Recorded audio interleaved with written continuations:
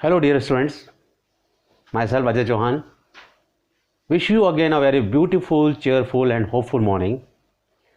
Today we start class 11th.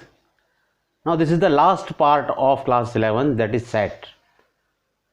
ये आखिरी part है क्लास 11th सेट का और उसके बाद हम ये चैप्टर ख़त्म कर देंगे. So now let's start.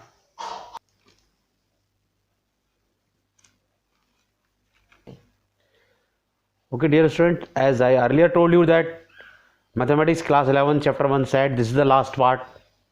Part means last part. Okay, this is last part.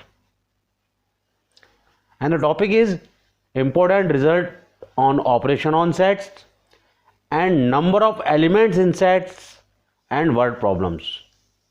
This is the last topic. After this your chapter is finished. बहुत सा पार्ट हम पहले जो कर चुके हैं, वहाँ तक सेट आप एनसीईआरटी से पूरी एक्सरसाइज बड़े आराम से कर सकते हैं. आप करने की कोशिश कीजिए. इजी क्वेश्चन हैं सारे, इजीली कर लेंगे. लेकिन ये कुछ रिजल्ट्स हैं, इनकी ज़रूरत आपको पड़ सकती है. इनको भी आपको ध्यान में रखना है. ऐसे ये नहीं कह रहा कि इम्पोर्टेंट नहीं है, ये सब कुछ नॉलेज के लिए इम्पोर्टेंट है, क्योंकि हमारे एनसीईआरटी में कंसिस्ट है ये. तो जो टी है, टी डिनोट कर रहा है थ्योरम को, तो मैं T1 लिख रहा हूँ, तो सबसे थोड़ा एक थ्योरम है. तो एक T1 में पहले थ्योरम में रिजल्ट्स हैं कुछ इंपॉर्टेंट. ये रिजल्ट हैं ऑन ऑपरेशन पर, result on operation on set. यहाँ तक फर्स्ट है T1, A minus B equal to A intersection B complement of B. A minus B आप जानते हैं, कॉम्प्लीमेंट आप जानते हैं, मुझे बताने की जरूरत नहीं पड़ी, मैं जल्दी चलूँगा थोड़ा सा. ठीक. Similarly B minus A equal to B intersection complement of A means A dash. T3 A minus B equal to A by implies A intersection B equal to 5. ये तो नेचुरल बात है, A implies B equal to 5 होगा तभी A minus B equal to A होगा. ये तो आप समझ सकते हैं, बाय इम्प्लाइज है. T4 है A minus B union B equal to A union B. Fifth है A minus B intersection B, A minus B intersection B equal to 5 हो जाएगा. नेचुरल है, A माइनस B में से B हटा देंगे तो सब कुछ हट जाएगा. A माइनस B में क्या है, जो A के वो एलिमेंट जो B में है, B में नहीं है, तो B में B इस कर दिया इंटरसेक्शन, इसका मतलब 5 हो जाएगा. ये सिंपल सी बात. T6 है if A is subset of B by implies B dash is subset of A dash. इस बात को समझ लेना, इसकी ज़रूरत पड़ेगी आपको. T7 है A minus B union B minus A equal to A union B minus A intersection B. ध्यान रखना, यहाँ पर यूनियन था, A यूनियन B आया, माइनस की जगह पर इंटरसेक्शन आया. याद करने का तरीका है. ठीक. सो T1 से लेकर T7 तक रिजल्ट से for two sets A and B के लिए, A और B के लिए, सिर्फ A एंड B के लिए थे. इन्हें हम कहेंगे क्या, इन्हें हम कहेंगे रिजल्ट फॉर टू सेट्स. ये आपको बता दिए. Now some more results. Result for three sets A, B and C. Now three sets are there. Simple. A minus B intersection C equal to A minus B union A minus C. T9 A minus B union C equal to A minus B intersection A minus C. ये भी एक important result है. T11 A intersection B minus C equal to A intersection B minus A intersection C. T11 A intersection B delta sign. ये delta sign क्या है, symmetric difference. मैंने आपको बताया था सिमेट्रिक डिफरेंस का साइन है ये, सिमेट्रिक डिफरेंस. तो A intersection B of symmetric difference minus नहीं है, B delta C equal to A intersection B symmetric difference means minus A intersection C. एक नोट है कि above result are on operation on sets. ये operation on sets हैं, number of elements in sets नहीं है. Number of elements in sets के लिए n word आएगा, n जो मैं आपको बाद में बता दूंगा. तो ये सारे रिजल्ट आपको लर्न रखना है, क्योंकि आपको इन रिजल्ट्स की ज़रूरत क्वेश्चंस में पड़ेगी. कैसे पड़ेगी ये मैं आपको अभी आज ही समझाऊंगा एग्जांपल देकर. Next. Now some results on number of elements in sets. मैंने कहा number of elements in sets, याद रखना. पहले मैंने बता चुका हूँ कि नंबर ऑफ एलिमेंट्स को अलग कर दी, जिससे आपको अच्छी तरह समझ में आए. बुक्स में सब कुछ कंफ्यूज होता है, मैं क्लासिफाइड कर दिया है, आपको क्लियर कर दिया है. If A B C are finite sets and U be the finite universal set, then ये इंपॉर्टेंट फार्मूला हैं जो आपको वर्ड प्रॉब्लम्स में ज़रूरत पड़ेगी इनकी। आपके एनसीईआरटी में वर्ड प्रॉब्लम्स दी हुई हैं, मिसलेनियस एक्सरसाइज में दी हुई हैं केवल ओनली, या इससे पहले भी एक आध वर्ड प्रॉब्लम दी है लेकिन मिसलेनियस में दिए हैं वर्ड प्रॉब्लम्स जो आप कर सकते हैं। सिंपल सी बात है, n means number of element को शो कर रहा है, नंबर ऑफ एलिमेंट, याद रखना इस बात को। एन जहाँ भी एन पढ़ूंगा वो नंबर ऑफ एलिमेंट को शो कर रहा है, और ये सेट है पूरा ए यूनियन बी। तो n A union B equal to n A plus N B minus n A intersection B होता है। ये आपको लर्न रखना है, इसकी ज़रूरत आपको वर्ड्स प्रॉब्लम में पड़ेगी। कैसे पड़ेगी मैं आपको एग्जांपल देकर समझाऊंगा अभी इसके बाद। सेकेंडरी अगर इसी में एक नोट डाल दूँ मैं, यदि A and B are disjoint set, यदि ए और बी डिसजॉइंट सेट हैं, अलग अलग सेट हैं, बिल्कुल अलग अलग हैं, तो हम जानते हैं कि उनका इंटरसेक्शन जो होगा वो 5 हो जाएगा।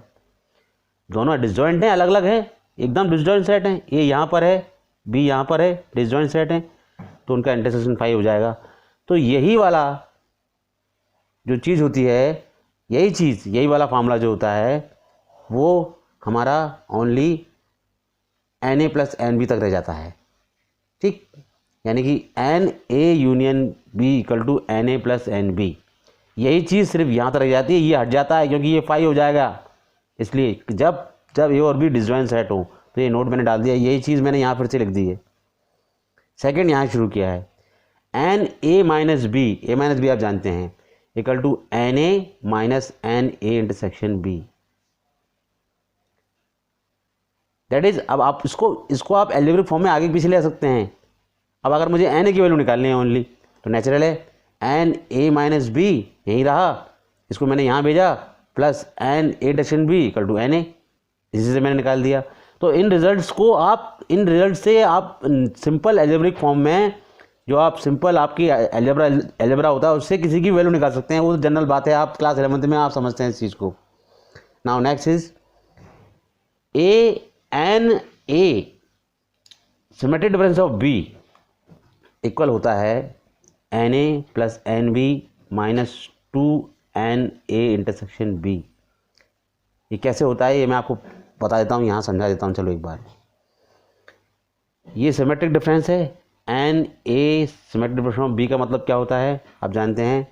सिमेट्रिक डिफरेंस हम जानते हैं कि A minus B union N B minus से होता है। सिमेट्रिक डिफरेंस आपको पता था पहले से, तो मैंने लिख दिया इसको। अब N A minus B union की जगह प्लस का साइन आ गया, एन बी माइनस से वही लिखा हुआ है। अब यहाँ पर एन ए माइनस बी को मैंने लिख दिया, एन ए माइनस बी क्या है, यहाँ देखिए इसको देखिए, एन ए माइनस बी यहाँ लिखा हुआ है, ये लिखा है एन ए माइनस बी। तो यहाँ एन ए माइनस बी को मैंने क्या लिख दिया, n A minus n A intersection B, मैंने लिख दिया n A minus n A intersection B. देख लीजिए सामने आपके रिजल्ट यूज़ कर रहा हूँ मैं, ये रिजल्ट मैंने यहाँ यूज़ कर दिया, एन ए माइनस बी की जगह पर एन ए माइनस बी की मैंने ये चीज़ लिख दी इतनी, और बी माइनस ए की जगह पर सेम वही चीज़ लिख दी मैंने, वही उसी का यूज़ कर दिया बी माइनस ए की जगह, N B minus A intersection B. अब N A plus N B, और ये दो सेम चीज़ें हैं, -2 -4 हो जाता है, इसीलिए minus A intersection B minus A intersection B minus 2 n A intersection B हो गया। तो इसका फार्मूला कैसे प्रूव, मैंने प्रूव भी कर दिया आपको कैसे आया, ये इसका प्रूव आया। और रिजल्ट भी मैंने यूज़ किए, मैंने इस रिजल्ट का यूज़ किया, एन ए माइनस बी का मैंने यूज़ किया यहाँ तक, ये देखिए मैंने ये यूज़ किया इसका यहाँ तक। ठीक, इस तरह से प्रूव हो जाते हैं। और एक इम्पोर्टेंट फार्मूला है आपके लिए, इसको आप ध्यान रखिएगा, इसकी ज़रूरत पड़ती है, क्योंकि n A union B union C, n number of elements है, याद रखना उस सेट में कितने एलिमेंट हैं मैं बता चुका हूँ, फिर से एन नंबर ऑफ एलिमेंट्स को शो कर रहा है, वो होता है n A plus N B plus n C, यहाँ तक प्लस चलता है, minus n A intersection B minus n B intersection C minus n A intersection C plus n A intersection B intersection C. ये आपके NCERT में मिल जाएगा आपको, इसको आप ध्यान रखिएगा। इससे आप न्यूमेरिकल प्रॉब्लम्स करेंगे, मिसलेनियस के वेन डायग्राम बना के कर सकते हैं, मैं आपको समझा दूँ कैसे करते हैं। कुछ और रिजल्ट्स हैं, n A dash union B dash, A dash होता है कॉम्प्लीमेंट आप जानते हैं, n A dash union B dash equal to n A intersection B का होल डैश, या फिर हम इसे कह सकते हैं equal to n U minus n A intersection B. Universal set में से हमने इसको माइनस कर दिया। बड़ी इजीली समझ में आ रहा होगा आपको, थोड़ा सा कंसंट्रेशन देना समझ में आ जाएगा। सेम वही चीज़ n A dash intersection B dash, यहाँ यूनियन पे था, इंटरसेक्शन पे है, वो होता है एन ए यूनियन बी का होल डैश। ये एक तरह से डिमर्गन लॉ की तरह ही काम कर रहे हैं, याद रखिए। इसे हम एन जुड़ गया है बस केवल, बाकी आप याद रखो, डिमर्गन लॉ अगर आपको याद हो तो बिल्कुल डिमर्गन लॉ की तरह ही वर्क कर रहे हैं ये दोनों चीज़ें। यहाँ नंबर ऑफ एलिमेंट जुड़ गया है बस केवल, दोनों वर्क वैसे ही कर रहे हैं। और इसको हम कह सकते हैं n U minus n A union B. Universal set में से हमने इसको माइनस कर दिया तो वही चीज़ बची। तो ये थे result on number of elements in sets. इन सभी रिजल्ट्स को आपको याद रखना है। अब इन सभी के प्रूफ इतने ज़्यादा इंपॉर्टेंट नहीं हैं, लेकिन फिर भी मैं आपको एक आध प्रूफ करके दिखा देता हूँ। नेक्स्ट, जैसे मैंने आपको सबसे पहले बताया था कि पहला रिजल्ट जो था ऑन ऑपरेशन ऑफ सेट था A minus B equal to A intersection B dash. अब सपोज करो ये इसके इक्वल होता है, मैंने आपको कहा याद कर लीजिए। मैंने कहा प्रूफ इतने ज़रूरी नहीं है, लेकिन प्रूफ कैसे होते हैं फिर मैं आपको एक प्रूफ करके दिखा देता हूँ जिससे आपको विश्वास हो कि इनके प्रूफ होते हैं। देखिए, हमें ये प्रूफ करना है T1 थी, ठीक, हमें इस चीज़ को प्रूफ करना है क्योंकि T1 है। अब हमें इस चीज़ को प्रूफ करने के लिए एक बात का ध्यान रखना पड़ेगा। सबसे पहले वही वाली बात जैसे हम पहले करते आए हैं, let x be an arbitrary element of A minus B का कोई आर्बिटरी एलिमेंट है। इसका मतलब ये हुआ कि x बिलोंग टू, ध्यान रखिएगा बहुत सिंपल, वही चीज़ जो मैंने आपको पहले बताई थी वही चीज़ कर रहा, सब कुछ वही कर रहा हूँ, a माइनस बी। इसका मतलब ये हुआ इट इम्प्लाइज दैट कि x belongs to a and minus लगा हुआ है तो x does not belong to b, क्योंकि माइनस लगा हुआ है। इम्प्लाइज का साइन लगाता रहता हूँ मैं आपके लिए। इम्प्लाइज, ये इम्प्लाइज ये कर रहा है कि x belongs to a and, ध्यान दीजिए मेरे हाथ की तरफ, x डज नॉट की जगह अगर मैं बिलोंग्स टू कर दूंगा तो यहाँ कॉम्प्लीमेंट आ जाएगा। कल मैंने समझाया था आपको, उल्टा हो जाता है। इम्प्लाइज दैट, ये चीज़ इम्प्लाइज करता है, ये चीज़ इम्प्लाइज करता है कि x belongs to a intersection B dash. बस यहाँ तक। अब आप देखिए x a माइनस बी को भी बिलोंग कर रहा है, x a intersection B dash को भी बिलोंग कर रहा है। फिर वही बात बताऊंगा, यदि ये इसको भी बिलोंग करता है, यदि ये इसको भी बिलोंग करता है, इसका मतलब क्या हुआ? इसका मतलब साफ हुआ, हैंस आपको साफ दिख रहा है कि a माइनस बी जो हुआ वो सबसेट हो गया a इंटरसेक्शन, ये इंटरसेक्शन का साइन है, मुझसे a हो जाता है इंटरसेक्शन b डैश, ये इसका सबसेट हो गया। अब आपको एक काम करना पड़ेगा फिर से, क्योंकि कॉम्प्लीमेंट में जहाँ कब होता है तो हम सिमिलरली नहीं चलाते। यहाँ तक ये वर्क हो गया, इसको आप इक्वेशन नंबर 1 छोड़ करके छोड़ दीजिए। अब आप मानिए let y be an arbitrary element of a intersection b dash. इसका मतलब सीधी सीधी बात है कि y belongs to a intersection b dash. Simple सी बात है, ये बात तो पता ही है। इसका मतलब इम्प्लाइज करेंगे स्टेप को आगे हम, वही सिंपल सी इम्प्लाइजिंग चल रही है, y belongs to a and y belongs to b dash. इसका मतलब वही हुआ, इम्प्लाइज किया फिर से हमने, y belongs to a and y does not belongs to, यहाँ बी डैश है तो यहाँ बी हो जाएगा, सिंपल सी बात। ये तो आपको पता है, ये बात याद रखना इस बात को, बिलोंग्स टू बी डैश है तो नॉट बिलोंग्स टू बी हो जाएगा, नॉट बिलोंग टू बी है तो बिलोंग टू बी डैश हो जाएगा, ये बात पता है। इसका मतलब ये हुआ कि y बिलोंग्स टू, सिंपल सी बात है, a माइनस बी। अब देखिए y यदि a इंटरसेक्शन बी डैश को बिलोंग कर रहा है और y यदि a माइनस बी को भी बिलोंग कर रहा है, तो वही बात बार बार मैं कह रहा हूँ, इसका मतलब क्या हुआ, इसका मतलब ये हुआ कि hence a intersection B dash जो हुआ वो सबसेट हो गया a माइनस बी का। इसको हम इक्वेशन नंबर 2 दे देते हैं, 2। अब स्पेस थोड़ी कम पड़ रही तो यहाँ देख लीजिएगा, यहाँ by equation 1 and 2, by equation 1 and 2, ये बताने की ज़रूरत नहीं है, फिर बता देता हूँ मैं दोबारा से। यदि A is a subset of B and B is a subset of A, it mean A equal to B। तो इक्वेशन 1 और इक्वेशन 2 से आप देख सकते हैं यही हो रहा है। So we can say that, हम कह सकते हैं कि A माइनस बी इक्वल होता है A इंटरसेक्शन B डैश के। इसी तरह से सिंपल लैंग्वेज में सारे रिजल्ट आप प्रूव कर सकते हैं। यदि बुक में नहीं भी दिए हैं तो अभी मैंने आपको बता दिया कि आप प्रूव कर सकते हैं, वही जो सिखाया गया है उसको ध्यान रखिए। हालांकि ज़रूरत नहीं थी इसकी, लेकिन फिर भी मैंने आपके लिए किया प्रूव, क्योंकि ऐसा नहीं कि सर ने कह दिया कि सर को ही नहीं आता हो, क्या पता प्रूव करना। भाई प्रूव है सभी के, मैं सभी को प्रूव कर सकता हूँ, लेकिन बहुत ज़्यादा लंबा वीडियो जाएगा, बहुत टाइम जाएगी, लेकिन मैंने बता दिया कि प्रूव कर सकते हैं और प्रूफ दे दिया आपको। नेक्स्ट, चलिए अब आप लोग मेरे सामने तो नहीं है कि मैं आपसे पूछ सकूं कि कौन सा रिजल्ट मैं प्रूव कर दूं। चलिए मैं आपको एक बड़ा सा रिजल्ट देख लेता हूं। चलिए ये एक मैं आपको ये रिजल्ट प्रूव कर देता हूं।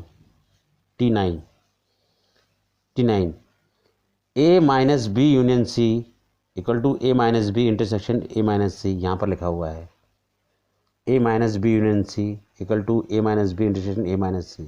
इसको मैं प्रूव कर देता हूँ आपके सामने। चलिए वही बात सिंपल सी। पहली बात, let x be an arbitrary element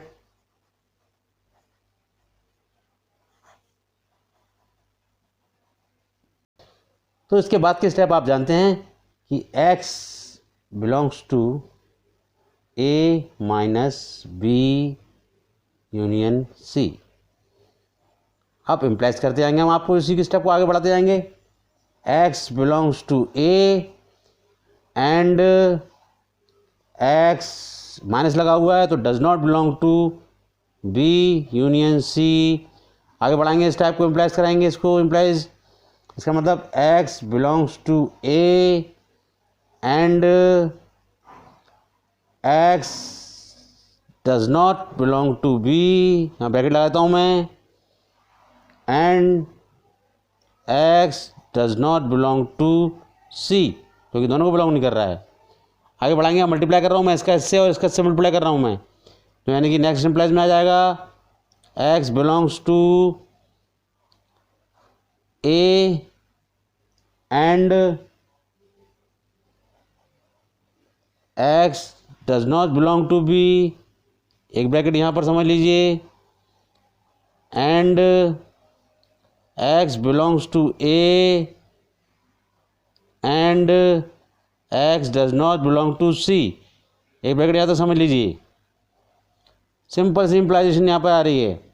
इसके बाद क्या हुआ, क्या स्टेप हुई आपकी, इसको क्या बोलते हैं, x बिलोंग्स टू, इसको क्या कहते हैं, इसको बोलते हैं A माइनस बी, सिंपल सी बात।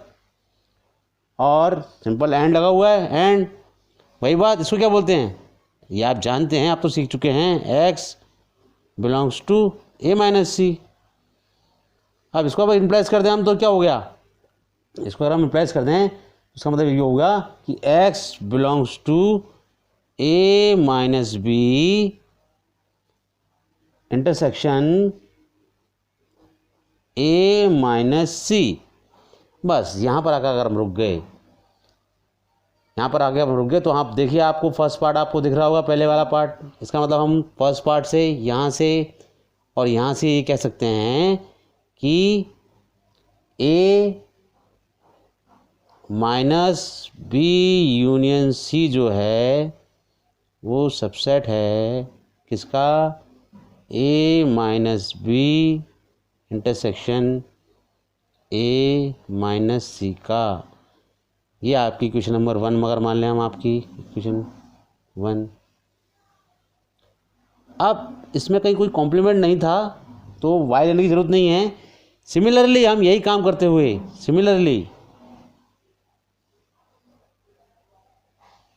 हम इसको इसका सबसेट लिख सकते हैं, वही काम करेंगे तो इसका ये इसका सबसेट हो जाएगा।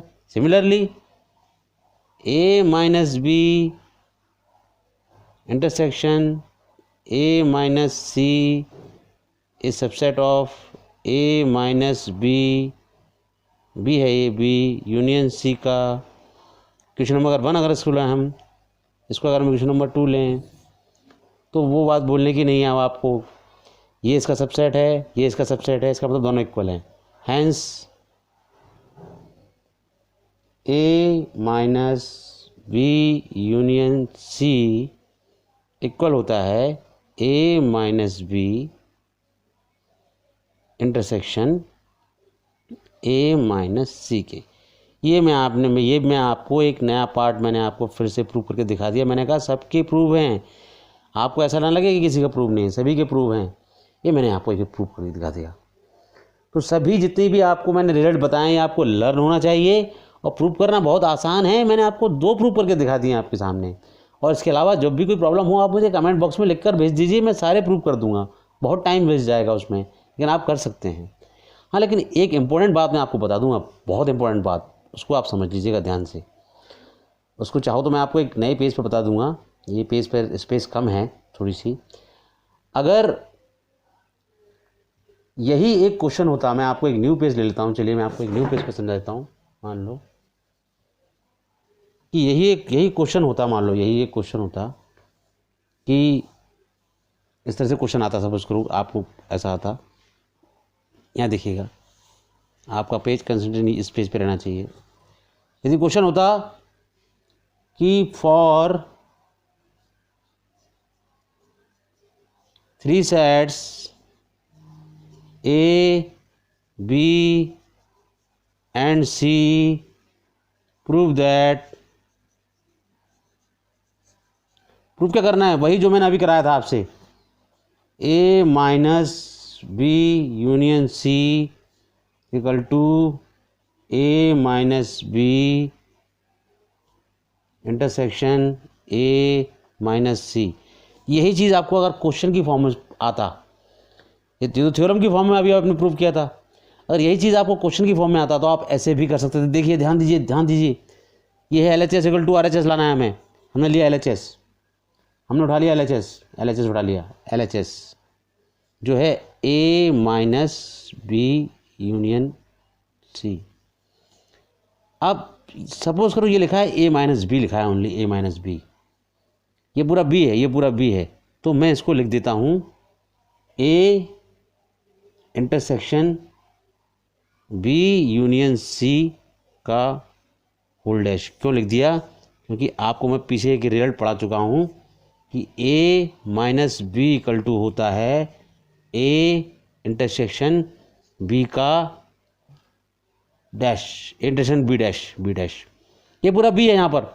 फिर समझिए ये A माइनस बी लिखा हुआ है, ये A माइनस बी लिखा हुआ है, तो उसको मैंने A intersection B union C एक एलिमेंट है उसका dash.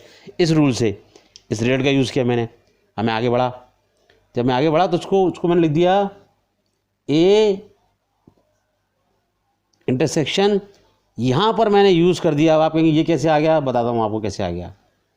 B dash intersection C dash, यहाँ मैंने लगा दिया क्या, डिमॉर्गन लॉ। याद करिए डिमॉर्गन लॉ क्या होता है, आपको बताया था मैंने।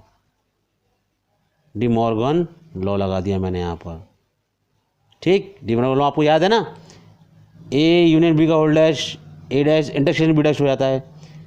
यहाँ मैं लिखता जा रहा हूँ, डिमॉर्गन लॉ यूज़ कर दिया। मैं उन सभी स्टेप्स का यूज़ करना सिखा रहा हूँ आपको, क्वेश्चन में आप कैसे करेंगे। नेक्स्ट स्टेप आपकी आएगी, अगर आप इसके बाद अगर आप देखेंगे तो हम इसको लिख देंगे कि ए मल्टीप्लाई कर दिया मैंने intersection B dash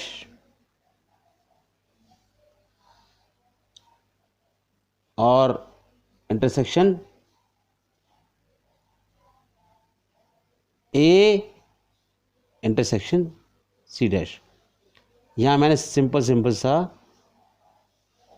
distributive law लगा दिया, मल्टीप्लाई कर दिया सिंपल सा, ठीक है। डिस्ट्रीब्यूटिव लॉ लगा दिया मैंने, यहाँ कहूँ तो डिस्ट्रीब्यूटिव लॉ लगा दी, जो मैं पढ़ा चुका हूँ आपको, प्रूव करा चुका हूँ आपको मैं। अब a माइनस बी का dash intersection A intersection C dash, इसका क्या मतलब हुआ? इसका मीनिंग ये हुआ कि ये है a माइनस बी। कैसे है आपको अभी बता देता हूँ मैं, आपको अभी बता दूंगा, अभी समझ में आएगा, एक मिनट रुकिए। और ये है a माइनस सी।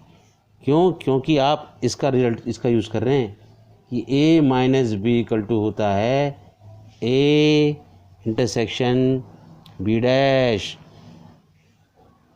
ये तो a इंटरसेक्शन बी डैश को मैंने a माइनस बी लिख दिया और a इंटरसेक्शन सी डैश को मैंने a माइनस सी लिख दिया। मैंने वही रिजल्ट यूज़ किया है, यहाँ ये यूज़ किया है। तो L H S equal to R H S आ गया, या आर एच एस बन गया। Hence L H S equal to R H S. So A minus B union C equal to A minus B intersection A minus C. तो मैंने आपको दोनों तरीके से इतनी मेहनत से करके दिखाया कि आप रिज़ल्ट का यूज़ कैसे करें। तो रिज़ल्ट का यूज़ आप इस तरह से करेंगे, इससे अच्छी तरह नहीं समझाया जा सकता जितनी अच्छी तरह मैं समझा रहा हूँ। ठीक, आपको क्लियर समझ में आ गया हुआ। चलिए next, now we comes on some word problems. मैंने कहा था कि वर्ड प्रॉब्लम्स भी होती हैं सेट पर। एक सिंपल वर्ड प्रॉब्लम मैंने लिया आपके लिए कि in a group of 800 people 550 speak Hindi, 450 can speak English, how many speak both Hindi and English. एक 800 लोगों का ग्रुप है, उसमें से 500 हिंदी बोलते हैं, 450 इंग्लिश बोलते हैं। तो कितने ऐसे हैं जो दोनों लैंग्वेज बोलते हैं? तो ठीक है, हिंदी के लिए मैं आपको NH ले रहा हूँ, नंबर ऑफ़ NH। तो याद रखिएगा NH जो दिया है, हिंदी बोलने वाले जो हैं वो हैं 550। इंग्लिश के लिए मैं N ही ले रहा हूँ, नंबर ऑफ़ इंग्लिश बोलने वाले लोग पर्सन, N इक्वल टू दिया है वो है 450। और ग्रुप जो है वो ग्रुप क्या है? वो यूनियन है भाई, यूनियन दोनों का। तो यानी कि NH यूनियन E दिया है, वो दिया है आपका 800। ये तो आपकी गिवन इन्फॉर्मेशन थी, गिवन। अब फॉर्मूला आप जानते हैं, मैंने बताया था आपको NA union B equal to होता है, मैंने बताया था नंबर ऑफ होता है NA plus NB।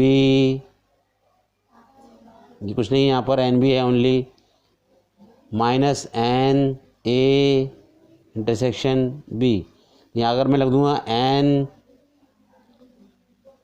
NH union E लिख दिया मैंने, अगर मान लो यहाँ पर, तो आप जरूर नहीं थी, तो ये आ गया NH plus NE minus NH intersection E। तो ये जो आपको दिख रहा है, ये इसकी वैल्यू क्या है? इसकी वैल्यू आपको दिख रही है, इसकी वैल्यू कितनी है? 800 है, 800 लिख दिया मैंने यहाँ पर। NH की वैल्यू आप जानते हैं कितनी है, जो ऊपर 550 लिखी हुई है, लिख दिया मैंने आपको। NE कितनी है? 450 लिख दिया मैंने आपको। ये मुझे निकालना है दोनों कितने बोलते हैं, कॉमन एलिमेंट, ये मुझे फाइंड करना है। H इंटरसेक्शन ये मुझे फाइंड करना है। तो ये फाइंड करने के लिए आपको दिख रहा है, सिंपल सा कैलकुलेशन हो गया कि NH इंटरसेक्शन E जो हो गया वो, इसको मैं वहाँ ले गया, इनको मैंने प्लस किया, 1000 हो गया। 1000 में से 800 मैंने वहाँ ले आया, माइनस 800 हो गया, तो आंसर आ गया 200। This is the simple word problem. Next, now एक नेक्स्ट क्वेश्चन बता रहा हूँ आपको, जो कि थोड़ा टफ है। इसको मैं आपको वेन डायग्राम से समझाऊंगा। सिंपल क्वेश्चन है कि किसी यूनिवर्सिटी में 100 स्टूडेंट्स हैं, जिनमें से 15 ने ऑफर्ड किया मैथ्स ओनली, 12 ने ऑफर्ड किया स्टैटिस्टिक्स ओनली, 8 ने ऑफर्ड किया फिजिक्स ओनली एंड 40 स्टूडेंट ने फिजिक्स एंड मैथ्स ऑफर्ड किया और 20 स्टूडेंट ने ऑफर्ड किया फिजिक्स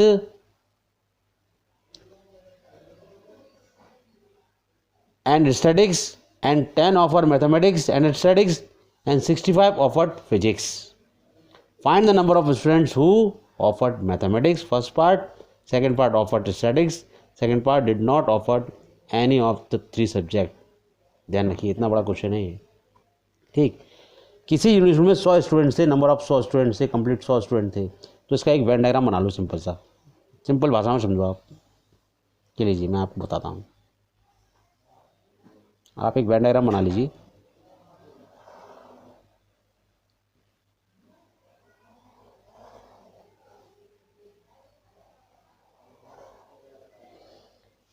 मैथमेटिक्स के लिए एम लिख दो आप, यू तो है ये. स्टैटिस्टिक्स के लिए आप लिख दीजिए एस और फिजिक्स लिख दीजिए पी. अब इसमें लिखा हुआ है 15 ऑफर्ड मैथ्स ओनली. मैथ्स में 15 लिख दो यहाँ पर. अब लिखा हुआ है 12 ऑफर्ड स्टैटिस्टिक्स, 12 लिख दीजिए यहाँ पर. आप 12 लिख दीजिए 12.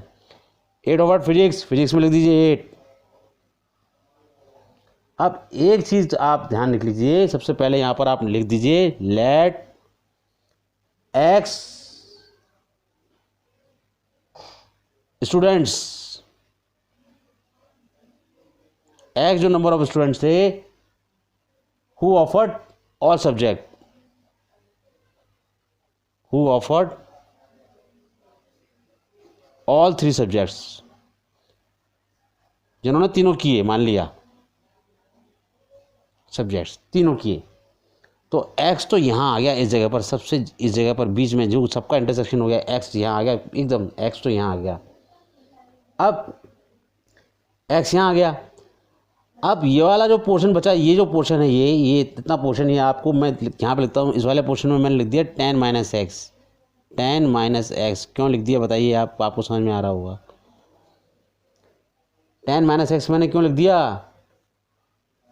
क्योंकि हमने स्टैटिस्टिक्स के स्टूडेंट हटा दिए. यहाँ 10 माइनस एक्स लिख दिया. फिर समझिए ये पार्ट, इतना पार्ट केवल 10 माइनस एक्स क्यों हुआ, क्योंकि 10 लोगों ने मैथमेटिक्स और स्टैटिस्टिक्स लिया है. अब ओनली 10 लोगों ने लिया है और ये पूरा ये पूरा एक्स पार्ट है, ये पूरा एक्स है, तो यानी कि ये पूरा पार्ट होना चाहिए था 10. तो मुझे लेना केवल इतना हिस्सा, यहाँ तक इतना पोर्शन, तो ये पोर्शन 10 माइनस एक्स हो गया. सिमिलरली आपको दिख जाएगा कि ये वाला पोर्शन यहाँ पर, ये पोर्शन जो आ रहा है, ये वाला पोर्शन, ये इतना हिस्सा जो हो रहा है यहाँ पर, ये हो जाएगा 40 माइनस एक्स. क्वेश्चन पढ़िएगा आप, 40 minus x. 40 offered physics and maths, तो 40 क्या था, 40 ये पूरा था, उसमें से x मैंने माइनस कर दिया. 40 ये पूरा था, यहाँ तक का हिस्सा पूरा 40 था, यहाँ तक का ये पूरा, ये गोला 40 था, ये गोला 40 था, तो ये जो गोला, ये इतना हिस्सा बचा, इतना हिस्सा यहाँ तक का, ये 40 माइनस एक्स बचा. सिमिलरली ये पोर्शन की बात करूँ मैं, तो ये बचा आपका 20 माइनस एक्स. वही बात, 20 माइनस एक्स क्यों बचा, ये पूरा पोर्शन 20 था क्वेश्चन के अनुसार 20, ये पूरा पोर्शन ये वाला, उसमें मैंने एक्स माइनस कर दिया 20 माइनस एक्स. ठीक, आगे बढ़ते हैं. तो हमें निकालना है ऑफर्ड मैथमेटिक्स. ऑफर्ड मैथमेटिक्स हमें पता है कि 65 लोगों ने फिजिक्स लिया है, लिखा हुआ है यहाँ पर 65 ऑफर्ड फिजिक्स, यहाँ पर लिखा हुआ है 65 ऑफर्ड फिजिक्स. ठीक, गिवन है.